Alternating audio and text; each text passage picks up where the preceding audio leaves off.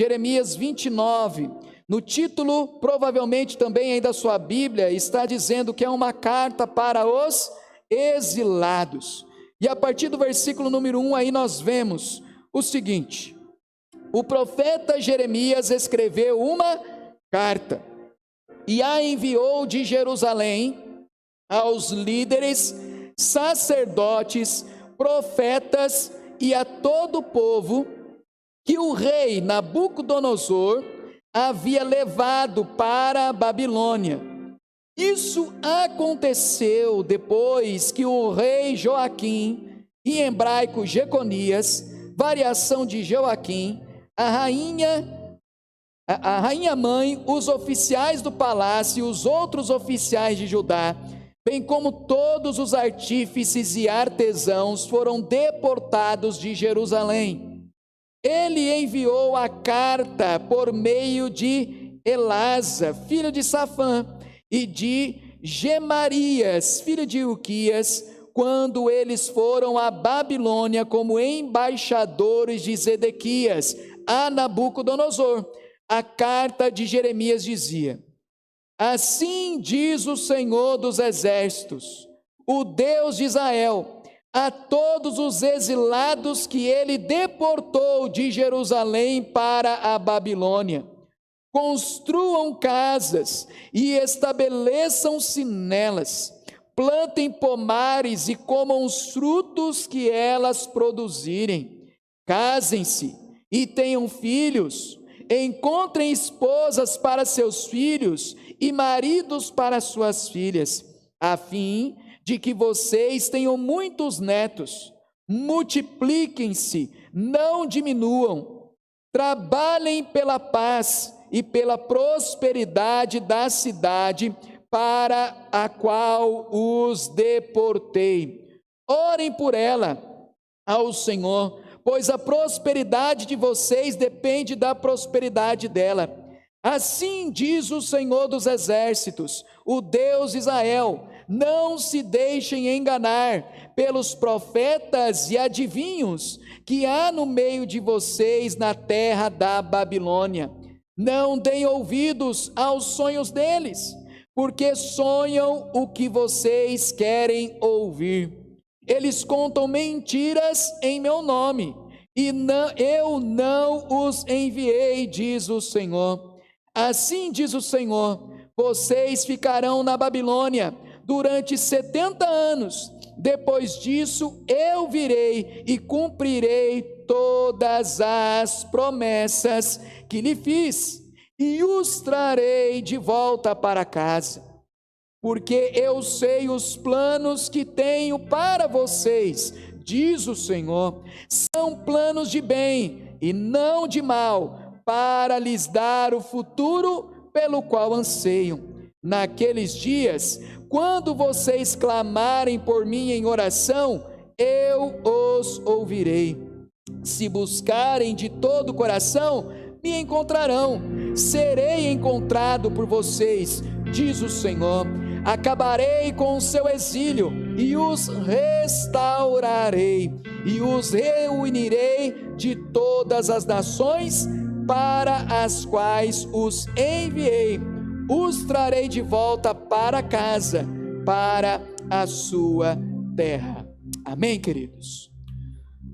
Neste texto, ele é um momento muito peculiar na vida do povo de Israel.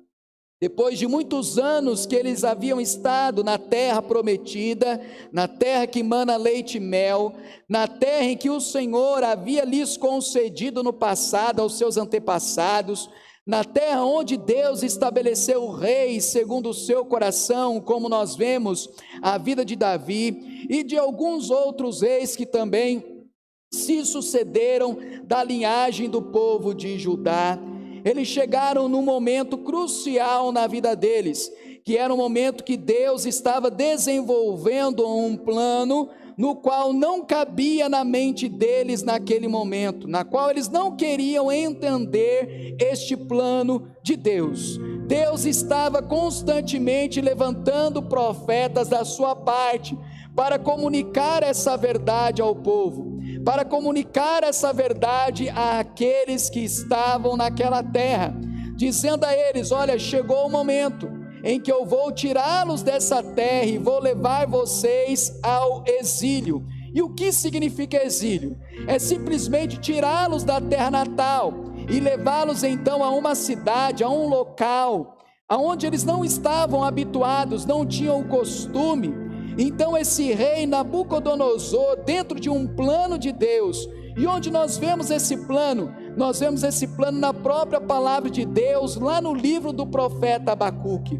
Quando Abacuque questiona Deus, pergunta para Deus: ó Senhor, o que o Senhor vai fazer para disciplinar esse povo israelita, que não está entendendo, que está vivendo uma vida completamente distante do Senhor? Então Deus fala com Abacuque dizendo: olha, eu vou usar a nação da Babilônia, através então desse homem, desse imperador chamado Nabucodonosor, que vai acabar dominando vocês e vai levar muitos de vocês para onde? Para o exílio. E isso então vem sendo reforçado à medida que Deus vai usando a vida de Jeremias, porque Jeremias é aquele profeta da cidade, aquele profeta que vai escrever para sacerdote, vai escrever para os líderes, vai escrever para o povo. Deus vai usá-lo para comunicar isso então para todos, afirmando o que para eles? Olha, Deus estabeleceu um plano, e esse plano não tem como nós lutarmos contra esse plano, ainda que existam profetas no meio de vocês, falando que de fato nós ainda vamos permanecer nessa terra. A verdade é que Deus vai removê-los, Deus vai levá-los agora a uma terra estrangeira, e vocês precisarão ficar lá. Então nós vemos isso se cumprindo, quando Deus mostra através da sua palavra que esse povo então foi removido em 3 deportações. Na primeira levaram-se para o cativeiro Daniel, Azarias, Ananias. Os amigos de Daniel, junto com outros líderes do povo, foram removidos e levados para lá. Agora, eles também foram removidos num segundo momento, e nós vemos aqui no texto, foram removidos pessoas que trabalhavam, pessoas que desenvolviam algum tipo de artífice, que tinham todo o seu tipo de rendimento, poderia ajudar a nação de uma maneira economicamente saudável, mas também foram removidos e levados para o exílio. E depois então, na terceira deportação, Deus usa novamente Nabucodonosor e leva todo o restante do povo. Ficam apenas algumas pessoas, outras fogem para o Egito, mas é certo que o plano que Deus estabeleceu aconteceu. O plano que Deus estabeleceu estava se desenvolvendo na vida deles. Então Deus usa o profeta Jeremias agora para comunicar com o povo que está onde? Que está no exílio. Então Deus cumpriu o seu plano, levou o povo para o exílio e usa novamente o profeta Jeremias para escrever uma carta, e essa carta vai chegar ao povo que está nessa terra estrangeira. Essa carta vai chegar ao povo que está lá no exílio. Então ele diz na primeira parte aí que nós lemos, logo lá no versículo número 4, a todos os exilados que ele deportou de Jerusalém para a Babilônia. A carta tem um destino certo. A carta é para aqueles que já haviam sido deportados. Mas o que mais me chama a atenção nessa carta é a própria afirmação de Jeremias dizendo: olha, essa carta é para todos os exilados que ele deportou. Quem é esse ele? O Deus que iniciou o plano. Então ele está dizendo que Deus havia deportado a esse povo. Esse povo estava questionando tudo isso. Olha, por que nós estamos aqui? Por que nós estamos vivendo o que nós estamos vivendo? Por que nós estamos passando o que nós estamos passando? Por que nós viemos parar nessa terra? Por que nós estamos aqui? A culpa é de quem? A culpa é de quem? Por que nós estamos vivendo tudo isso? A nossa vontade era estar na nossa terra natal, a nossa vontade era estar lá naquela terra, nos desenvolvendo, tendo um relacionamento com Deus, mantendo uma vida lá. Mas não era essa a vontade de Deus para a vida deles. Então a carta é direcionada a esse povo dizendo: olha, descansem. Por quê? Porque o plano que está sendo executado, ou seja, o que está acontecendo, está dentro do plano em que Deus já havia declarado. Então Deus estava no controle deste plano. Deus estava no controle de toda essa situação. Então nenhum daqueles exilados tinham planejado ser deportado, é óbvio. Da mesma maneira, nenhum de nós planejamos o ano de 2020 pensando na seguinte questão: vou colocar na minha agenda 2020, olha, passar por uma pandemia. Alguém aqui fez isso? Alguém colocou no seu planejamento, na sua cartinha para o céu, no seu telegrama para o céu, na sua SMS para o céu, no seu WhatsApp para o céu, no seu planejamento, diante de Deus, você colocou na virada do ano que em 2020 você iria enfrentar uma situação tão complicada como talvez eu e você estamos enfrentando? Nós não planejamos tudo isso. Até porque nós não dominamos o tempo, nós fazemos planejamentos, mas a própria palavra de Deus diz que são os desígnios do Senhor que vão se cumprir, não os nossos. Então, diante do que está acontecendo, até o nosso próprio planejamento parece que está frustrado, nós nem sabemos mais o que fazer. A minha própria agenda, irmãos, está completamente confusa.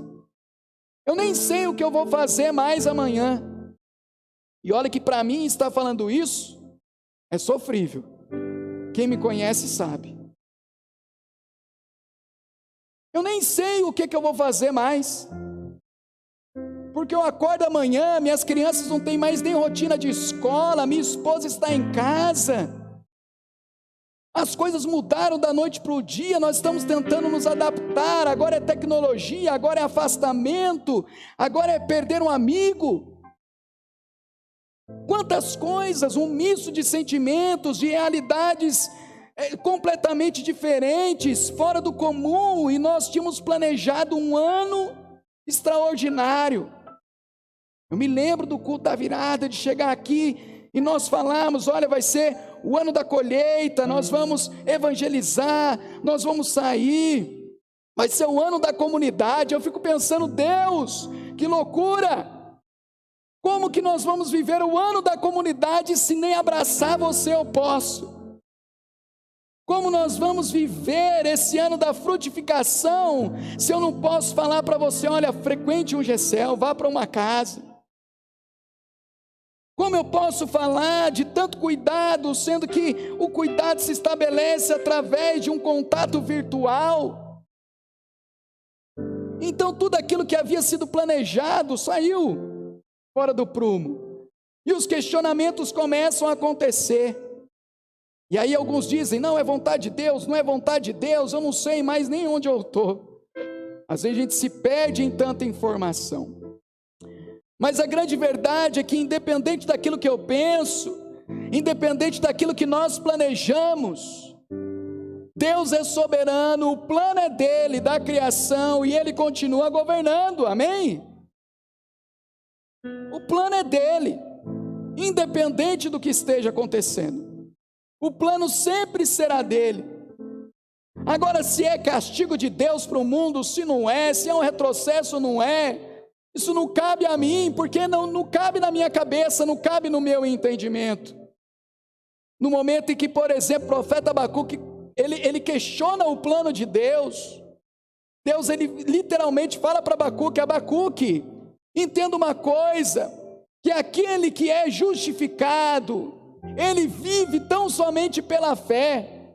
Querido, nós não estamos aqui para questionar o que está acontecendo, nós estamos aqui para viver pela fé. Você é justo no Senhor, amém? Você crê nele de verdade? Então, se você crê nele de verdade, querido, ele está no controle de toda a situação, ele está no controle de todas as coisas, ele está no controle de tudo, ele está no controle da nossa vida. Ainda que, por exemplo, eu possa questionar, Senhor, mas como o Senhor me leva um jovem pastor, um homem de Deus, um guerreiro, um soldado, tão repentinamente, com um plano extraordinário de ganhar a cidade do Guarujá, Santos, litoral sul para o Senhor. Ainda que eu possa questionar, Deus ainda continua soberano, Ele não deve resposta nenhuma a mim, assim como não deveria nenhuma resposta ao povo, e não deve nenhuma resposta a nós, porque o justo vive tão somente pela fé. Mas como Deus é misericordioso, querido, Ele responde a Abacuque, Ele responde o povo, Ele responde os nossos questionamentos. E a resposta de Deus para o povo foi o seguinte: isso não estava no plano de vocês, é certo, vocês não desejavam isso, não desejavam, mas descansem, porque esse plano é meu, e o meu governo é atemporal,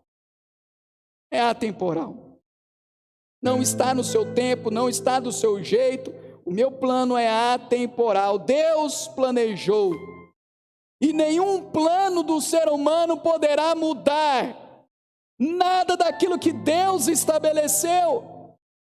É por isso, inclusive, que é o profeta Jeremias que é usado por Deus para falar. Sabe por quê? O nome do profeta Jeremias significa Deus estabelece. Deus estabeleceu, e esse termo estabelece significa não vai voltar atrás. Nada vai mudar o plano de Deus, nada vai mudar aquilo em que Ele construiu na eternidade, para que nós, como seres humanos, possamos de fato vivenciar. Mas este plano, querido, entenda, era para o povo, e esse povo era o povo da aliança. Deus fez um pacto com Abraão, com Moisés, com Davi. Deus fez um pacto com todo o povo, toda a nação de Israel no Sinai. Deus fez um pacto com o povo, e o pacto era tão somente: vocês vivem o plano e eu governo esse plano. Da mesma maneira, Jesus também, Ele estabeleceu um pacto conosco. É o pacto da nova aliança no sangue de Cristo. E quando nós cremos em Deus, entregamos nossa vida a Cristo, nós estamos entregando o controle, ou seja, o governo da nossa vida a Ele. O princípio para fazer parte do reino de Deus é entregar a sua vida nas mãos do Rei. E o Rei, Ele governa como soberano todas as coisas. Então, a nossa vida na aliança com Cristo, na nossa aliança com Deus, é dizer: o plano é dele, Ele está no controle. Ainda que você reclame as dificuldades que esteja enfrentando no momento, saiba de uma coisa: o plano de Deus não vai mudar. Não vai adiantar você reclamar. Não vai adiantar você olhar as notícias que estão na televisão ou que você está passando e começar a reclamar, a despejar-se em dizer palavras que são desnecessárias nesse momento. O plano de Deus não vai mudar. O plano de Deus não vai mudar. Deixa eu te falar. E Deus não estabeleceu um plano sem propósito. O plano de Deus não é, de repente, aquele planejamento nosso: eu faço um plano e o que der, deu. Eu faço um plano e o que acontecer, aconteceu. O plano de Deus não é aquele plano que nós acordamos pela manhã e de repente levantamos e falamos assim: o que eu vou fazer hoje? O plano de Deus é segundo um propósito estabelecido por Ele.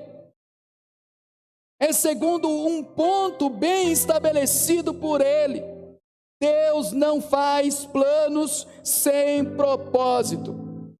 É por isso então que no verso número 11, lá de Jeremias 29, nós lemos: porque eu sei os planos que eu tenho para vocês. E porque Ele sabe o plano que tem para vocês, sabe por quê? Porque Ele vem dizendo: os planos são de bem e não de mal. E aí o final: para lhes dar o futuro pelo qual anseio. Então Deus, Ele estabeleceu um plano para cumprir um propósito no futuro. E o plano de Deus é um plano bom, é um plano de bem, é um plano de benefício, é um plano de tranquilidade, é um plano que vai conduzi-los a um propósito específico. A um propósito específico, que está onde? No futuro, que está no futuro. Então perceba, se nós ficarmos perdidos no momento que estamos vivendo, ficamos condicionados a ver o que está acontecendo e fazer da nossa vida nesse momento uma vida de reclamação, uma vida de questionamentos, uma vida que falta confiança, significa que nós não estamos enxergando o propósito de Deus quanto ao futuro. E quem não enxerga o propósito, vive no presente reclamando, vive no atual presente questionando. E aí então a pergunta é: como que nós vamos reagir se eu nesse momento preciso confiar, não quero questionar, não quero ficar reclamando, não quero viver esse fardo, essa vida sendo carregada apenas por questões negativas que ocupam a sua mente, que ocupam a minha mente, o meu ou o seu coração, e nos impedem de enxergar o propósito de Deus, nos impede de enxergar que o plano de Deus é perfeito e Ele é bom, apesar do que nós estamos vendo atualmente. Então, como que nós vamos reagir a essas incertezas? E esse texto é muito peculiar, porque o povo vai para o exílio, e nós podemos comparar essa ideia deles serem removidos e levados para o exílio como uma espécie de quarentena. Porque no futuro eles vão retornar à terra natal segundo a promessa de Deus. E nós cremos que no futuro nós voltaremos ao nosso novo normal. Mas no momento ainda estamos vivendo esse período de quarentena, de isolamento, de retorno gradual. Nós vamos voltar ao novo normal. Então nós podemos usar esse texto e perceber como que Deus, Ele fala com o povo, como que o povo deve reagir à situação que estamos vivendo. E como nós precisamos então reagir a essa situação. Primeira coisa que nós vemos no versos 5 e 6, Deus diz para eles: olha, edifiquem casas, plantem, colham, casem-se, tenham filhos. E a primeira coisa então que entendemos é: viva o que Deus tem para você quando? Hoje. Viva o melhor que Deus tem para você hoje. Hoje. Porque se você estiver disposto a viver o melhor que Deus tem para você hoje, o seu foco não vai estar nas situações que podem te levar às reclamações. Então ninguém, por mais preocupado que esteja com o que está acontecendo, por mais ansioso que esteja, nada vai mudar. Pastor, não aguento mais ficar em casa, ou não aguento mais essa situação, eu estou irritado, não sei lidar com ela. Deixa eu falar uma coisa para você: você ficar irritado não vai mudar nada. Você ficar discutindo não vai mudar nada. Não vai mudar nada do que está acontecendo, porque o que está se passando não depende de nós. Não depende simplesmente de uma ação nossa. Querido, se eu tivesse poder para falar, olha, coronavírus, vai embora, desapareça de uma vez, isso de fato acontecesse, não estou falando sobre a questão do poder da oração, intercessão, estou falando naturalmente, você chegar e falar, vai embora, eu não quero nem saber de você, volta tudo ao normal. Se isso dependesse de nós, isso já teria acontecido. Se dependesse de nós, de fato, abrir a igreja, falar, olha, vamos encher a igreja, pode vir todo mundo, fiquem à vontade. Se dependesse de nós, isso já teria acontecido, mas não depende. Está fora do nosso controle. Então viva a cada dia, celebrando o dom da vida. Você está vivo aí? Está vivo? Dá um glória a Deus aí. Mas fala mais alto para o povo em casa ouvir vocês também. E você que está em casa, dá um glória a Deus aí também, porque você está vivo. O dom da vida está aí diante de nós, você está aqui, muitos estão nos assistindo, celebrando a vida. Celebre o dia pela sua casa, pela sua família, pelos recursos que você tem, ainda que você pense que é pouco, você tem alguma coisa. Ainda que você pense que é nada, mas você tem algo. É por isso então que o salmista diz, olha, este é o dia que o Senhor já fez. Querido, acorde cada manhã dizendo, esse é o dia que o Senhor já fez. Esse é o dia que o Senhor já fez. Vamos nos alegrar e exultar ao Senhor, porque o melhor que Deus tem para mim é o dia de hoje. O melhor que Deus tem para mim é o que eu estou passando no momento. Ainda que seja uma dor, um sofrimento, uma angústia, uma tristeza, é o melhor para o meu dia, então eu vou viver com intensidade, buscando a minha alegria em Deus, no Senhor. Era o que Deus estava falando para o povo, querido, olha, não pare a vida. Deus ainda disse para eles, olha, continue se multiplicando, não diminuam. Não pare a vida por conta do que está acontecendo. Vão se casar, vão dar-se esse casamento, vão viver, vivam. É o dom da vida. Vivam. Simplesmente vivam. Não que nós estamos fechando os olhos para o que está acontecendo, não que nós estaremos apáticos ao sofrimento de muitos. Não é isso. Mas nós precisamos viver. Não dá para parar. Não dá para ficar parado, nós precisamos continuar, nós precisamos caminhar, nós precisamos celebrar. Esse é o dia que o Senhor nos deu. Vamos nos alegrar. A segunda coisa que Deus então fala com o povo, está no verso número 7, diz para eles, olha, vocês devem procurar a paz, da nação onde eles estavam vivendo, procurar orar para que haja paz, para que houvesse prosperidade. E nós precisamos também, querido, aprender a viver em paz. É um momento muito difícil, não adianta o povo ficar discutindo, debatendo. É cloroquina, não é cloroquina. É ministro que entra, é ministro que sai. É comércio que abre, é comércio que fecha. É número de casos que sobe, é número de casos que desce, é empresa que fecha. Não adianta nós ficarmos tentando achar motivos, saber causa, nada vai mudar, então será sempre melhor procurar viver em paz. Procure viver em paz. Se eu e você ficarmos procurando que em tudo, alguma situação, nós jamais vamos descansar a nossa alma e os nossos pensamentos. Jamais.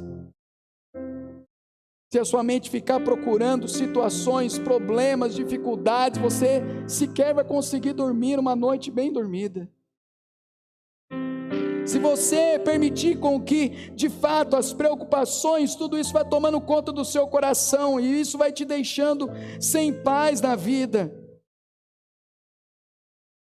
você vai encontrar muita dificuldade em dar continuidade. Então é muito importante, querido, que os nossos pensamentos sejam esvaziados e uma paz tome conta da nossa mente e do nosso coração. As coisas já estão difíceis por demais. As coisas já estão difíceis. E aí você vai continuar arrumando encrenca? As coisas já estão tão difíceis e você vai continuar discutindo com a sua família, brigando na sua casa. As coisas já estão tão difíceis e você vai continuar arrumando encrenca. As coisas já estão tão complicadas e você vai continuar discutindo no trânsito. As coisas já estão tão complicadas e um vai defender Bolsonaro, o outro vai defender Bolsonaro e vai virar uma encrenca só. Querido, esqueça isso. É o momento de nós vivermos em paz. Tudo que traz problema, tudo que traz situação difícil para nós, fala: não, eu não quero, agora não é hora. Vamos superar cada processo primeiro, vamos superar essa situação, para depois nós voltarmos a ver o que nós vamos fazer. Porque é muita pressão, irmãos. Os nossos sentimentos não vão suportar. A nossa mente não vai aguentar. Nós somos seres humanos. É claro que o Senhor nos fortalece, é claro que o Senhor nos dá vigor. Mas deixa eu falar uma coisa, querido, não é fácil estar aqui pregando hoje, não. É um misto de sentimento.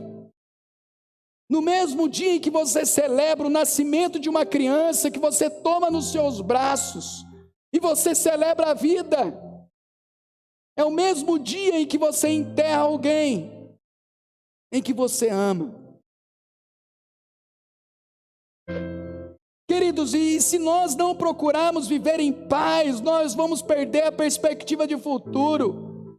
E esse estado de quarentena que estamos vivendo tem afetado drasticamente o humor de muitos, os sentimentos, impaciência, falta de sabedoria, discussões políticas, discussões em casa, discussão no trabalho, incertezas.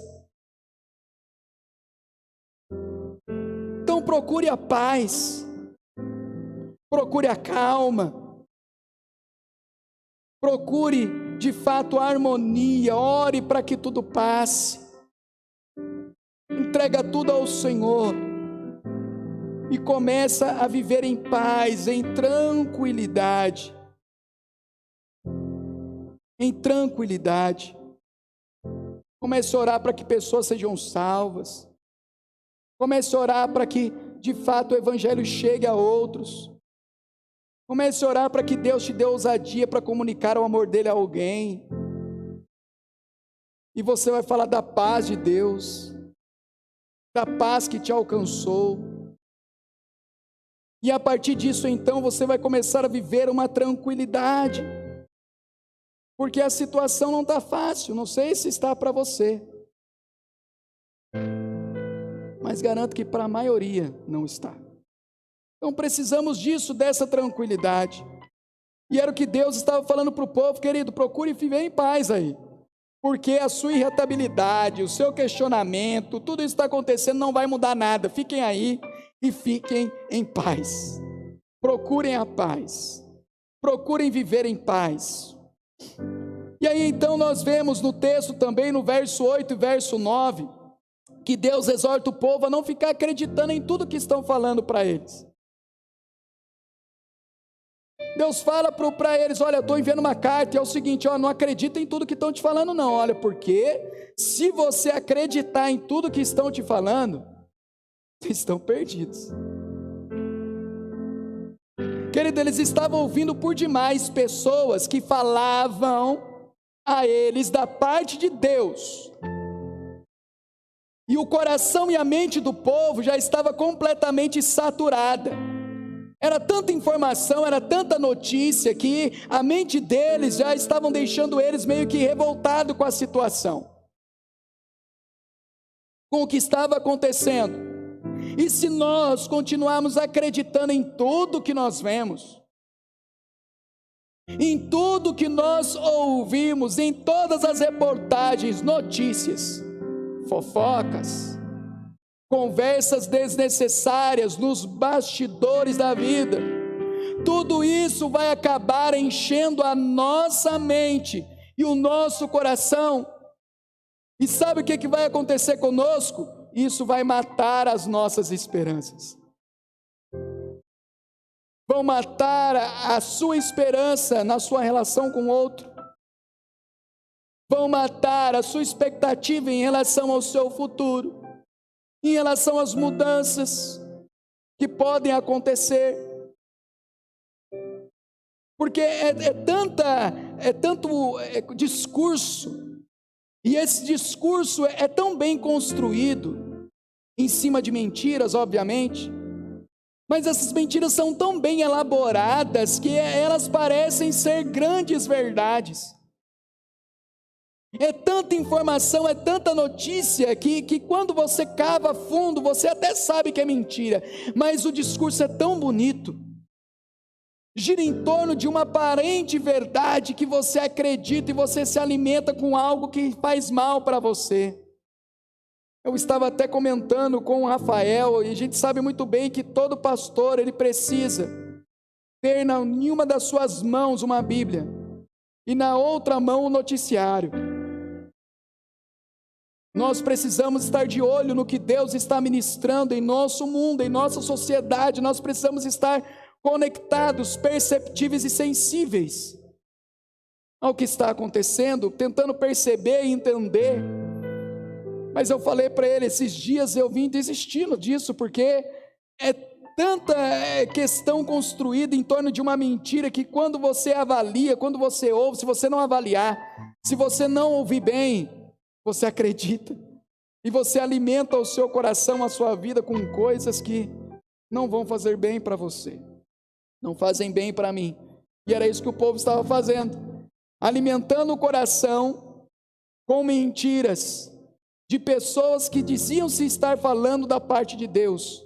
E Deus então envia uma carta dizendo: não sou eu que estou falando, o que eu estou dizendo para vocês é: vocês vão ficar aí ainda por um bom tempo. Então permaneçam aí em paz.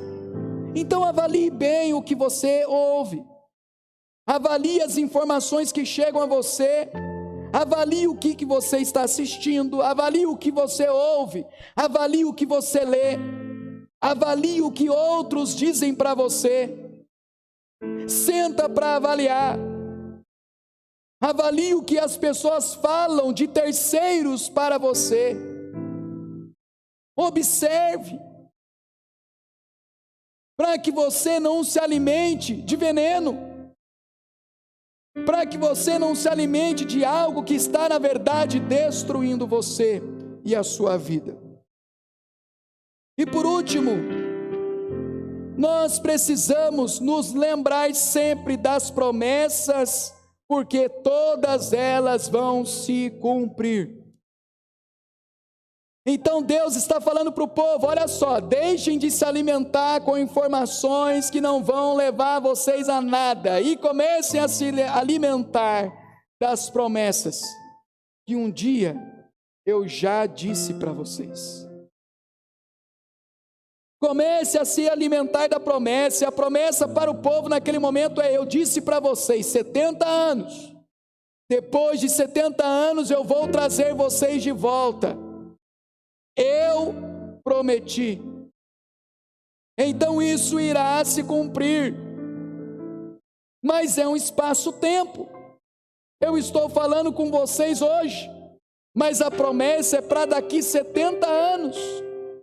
Então há uma expectativa quanto ao futuro. Mas quando você começa a se alimentar de coisas que vão tomando conta do seu coração e vão ofuscando a sua visão do que Deus tem para você em relação ao seu futuro, você começa então a perder essa esperança, essa expectativa, e começa a viver então de reclamação após reclamação. Não vive com alegria a cada dia, vive em plena tristeza, constrangimento, dor, angústia, sofrimento, e nada disso vai mudar o plano. Então nós precisamos observar isso.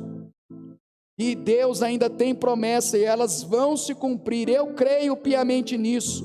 Por isso eu declaro a vocês: vai se cumprir. E que isso também se cumpra em sua vida, em nome de Jesus. Amém? Você crê nisso? Deus tem promessas para mim e para você, que está aqui, que está conectado. Deus tem promessas e Ele vai cumprir as suas promessas, só que nós estamos na prova do tempo, entre o que Ele falou e o dia que isso vai se cumprir. Como nós falamos no início, confiemos no soberano Deus, porque Ele de fato é bom. Mas sabe onde está a chave? Nos próximos versos. Porque só consegue confiar em Deus, preste atenção nisso, só consegue confiar em Deus quem conhece a Deus. Só consegue confiar de fato em Deus quem conhece a Ele. Eu não confio em quem eu não conheço. E às vezes que eu confiei em alguém que eu não conheço, querido, pasme, eu só me dei mal. Às vezes que eu confiei em alguém que aparentou ser alguma coisa, eu só me dei mal. Porque eu não tive tempo de conhecer, não tive tempo de me aprofundar. E com Deus funciona da mesma maneira. Você só vai confiar nele se você conhecê-lo. Se você não conhecer a Deus, se você não dedicar-se a se relacionar com Deus, nós não vamos confiar, querido. O medo vai ser superior à nossa fé. É por isso então que a palavra de Deus diz que o perfeito amor lança fora todo o medo. Porque à medida que nós vamos conhecendo o amor do Pai, à medida que nós vamos conhecendo a Ele de verdade, nós vamos confiando mais no Papai. Nós vamos confiando mais nele. É por isso então que o profeta Jeremias, levantado por Deus, se comunica com o povo e diz: olha, vocês na situação em que estão, vão passar a orar a mim, vão passar a me buscar, vão passar a buscar a Ele, e Ele será achado de vocês, porque em meio a uma situação tão complicada que nós estamos vivendo, querido, somente confiando em Deus nós vamos vencer. E para confiar nele você precisa conhecê-lo. Intensidade, busca o Papai, busca Ele, conheça-o para confiar. Senão eu posso estar falando de confiança para você, mas há um medo, há um temor, há uma incerteza que toma conta do seu coração, mas Deus quer quebrar esse jugo da sua vida. Mas para isso acontecer, você precisa se aproximar de Deus, você precisa buscá-lo. E em meio a essa situação, não há coisa melhor a se fazer do que aproveitar essa oportunidade para ir ao encontro do Papai, para ir ao encontro do Senhor, para ouvir a voz dele dizendo: aonde você está, Adão? E nós saímos não com medo, culpando os outros, mas saímos como a palavra de Deus, ela nos diz: entrem na presença de Deus, sem temor, com destreza, porque Ele abriu um novo e vivo caminho para nós.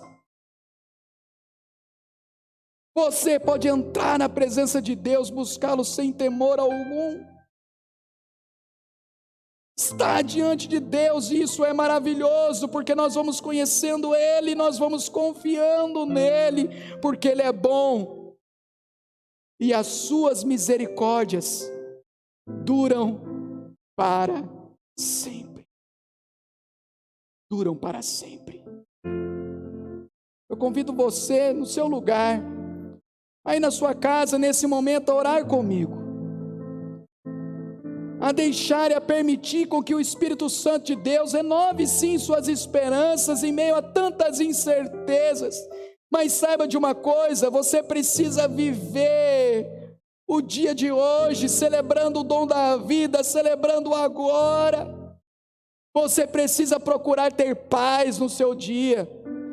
Não arrume encrenca, confusão, fale mais da paz. Viva mais em harmonia com as pessoas. Pare com coisas que estão te destruindo outros. Essa não é a hora. Pare com isso. Esse não é o momento. Para de acreditar em tudo que te falam. Para de acreditar nas notícias. Para de acreditar em mentiras bem construídas que estão convencendo o seu coração a desacreditar daquilo que Deus tem para você.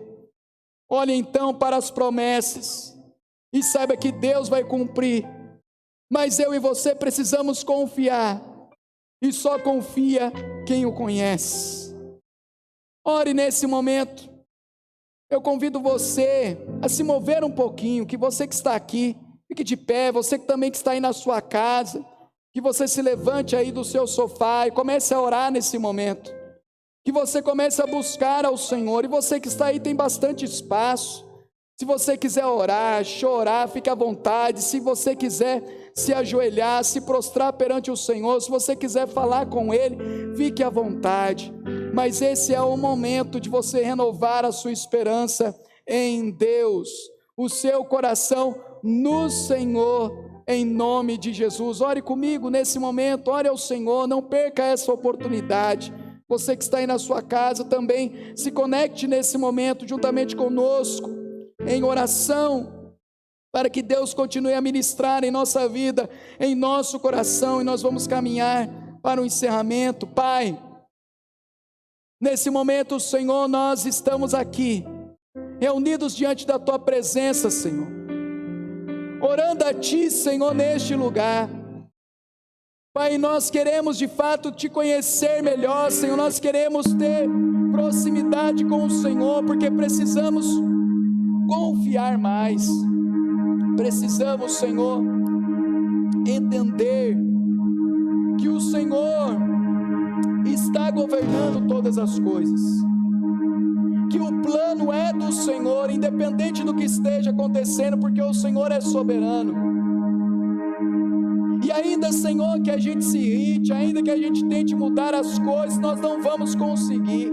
Ainda que estejamos preocupados, ou uma ansiedade toma conta do nosso coração, ou o medo, nada disso vai mudar o que nós estamos passando. Senhor, precisamos nos alimentar de coisas boas, precisamos nos alimentar da Tua palavra, precisamos nos alimentar da Tua presença. Precisamos viver mais em paz nesse momento, ó Deus, para que essa esperança quanto ao nosso futuro, quanto àquilo que o Senhor tem para nós, seja renovada todos os dias de nossa vida. Ah, Senhor, nós queremos confiar mais em Ti, e para que essa confiança se estabeleça, precisamos buscá-lo. Precisamos ter um encontro todos os dias com o Papai. Ah, Senhor, nos leva a este lugar, nos leva a este lugar de encontro, nos leva a este estado de confiança. Conduz, Senhor, o coração do Teu povo, dos Teus filhos, para confiar no Senhor. Deus, em nome de Jesus, nós Te louvamos pelo dom da vida. Obrigado, Senhor, porque nós estamos aqui. Foi este dia que o Senhor fez para nós, e nós exultaremos no Senhor. Senhor, que essa seja a nossa oração diária ao levantar. Esse é o dia que o Senhor já fez, nele eu vou me alegrar, e no outro dia levantar novamente. Esse é o dia que o Senhor já fez, nele eu vou me alegrar, nele eu vou celebrar, nele eu vou agradecer pela minha família, pelos meus filhos, pela minha casa, pela minha igreja, pelos meus irmãos, por aquilo que eu possuo, seja pouco ou seja muito. Vou agradecer, vou celebrar. Senhor, em nome de Jesus, conduz o coração do Teu povo, Conduz o coração, Senhor, daqueles que estão nos ouvindo, ó Pai, e ainda não entregaram a vida completamente ao Senhor, e não há, Senhor, melhor maneira de viver essa vida e aguardar aquilo que é eterno, senão nos entregando completamente ao Senhor. Alcança os corações, Deus.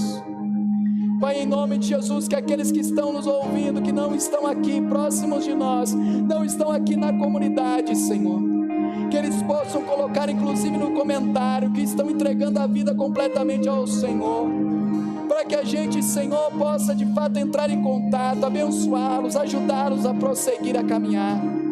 Pai, em nome de Jesus, nós te agradecemos por essa oportunidade, por tudo que o Senhor tem realizado em nossa vida, em nome do Senhor Jesus.